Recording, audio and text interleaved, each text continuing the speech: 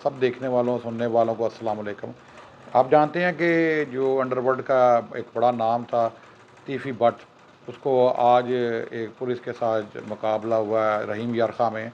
वहाँ पर वो अपने ही साथियों की फायरिंग से मारा गया है। आज का जो हमारा व्लॉग है इसी हवाले से है कि ये जो तीफ़ी भट्ट है ये कौन था और किस वजह से ये जो इसका नाम इतना ज़्यादा गूंज रहा है। तो आज अपने देखने वालों को बताते हैं कि ये अमीर बिलाल कत्ल केस का मरकज़ी मुलज़म था ख्वाजा तरीफ़ गुलशन उर्फ़ तीफ़ी भट्ट। एक बड़ा नाम था जो लाहौर में अंडरवर्ल्ड के हवाले से जाना जाता था। और इस पर जो अमीर बिलाल टीपू ट्रका वाला के मर्डर का केस था, मरकज़ी मुलज़म था उसमें। और इसमें ये केस में ये रिपोर्ट था और यहाँ से मुल्क से फ़रार होकर बैरून मुल्क ये यहाँ पर दुबई में रिपोर्ट था। पुलिस के जो स्पेशल सेल है जो इश्तिहारी मुलज़मान के उसकी गिरफ़्तारी के लिए कोशिश रहता है बैरून मुल्क में।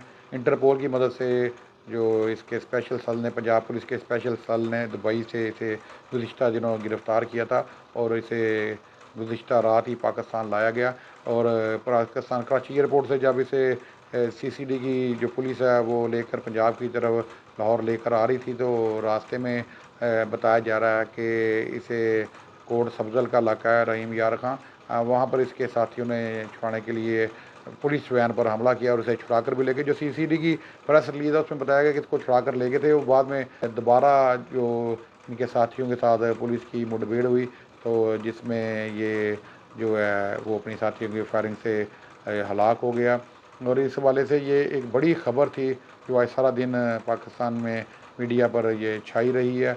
और इसका जो कज़न है वो अकील उर्फ़ गोगी भट्ट, उसके बारे में बताया जा रहा है कि पुलिस ने उसके घर पर भी रेड की और उसे भी पकड़ने के लिए कोशिशां हैं। अभी तक जो अभी इस तस्दीक नहीं हो सकी है कि आया गोगी भट्ट को गिरफ़्तार कर लिया गया। आज का जो हमारा इसमें बताने का जो गुजरात न्यूज़ पॉइंट पर ये मकसद था कि एक हद होती है हर एक जुल्म की, हर एक गैंगस्टर की, या जो भी आप कह सकते हैं कि अगर किसी को शौक़ होता है ये देख कर क्रूज़ वगैरह डाले वगैरह देकर जो नौजवान नस्ल है ख़ास तौर पर इन चीज़ों से इंस्पायर होती है, तो उसका अंजाम भी याद रखना चाहिए।